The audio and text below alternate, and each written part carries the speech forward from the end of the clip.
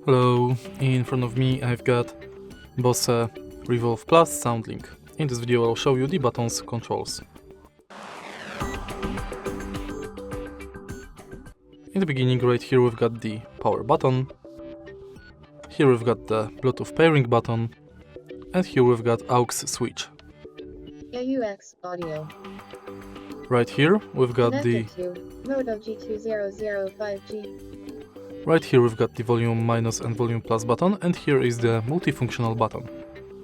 Press it once to pause and play, press it twice to skip to next song, press it 3 times to skip to previous song, press and hold this button to activate voice assistant, and press it once to answer and end the calls. And that's basically it. If you find this video helpful, please leave like, comment and subscribe.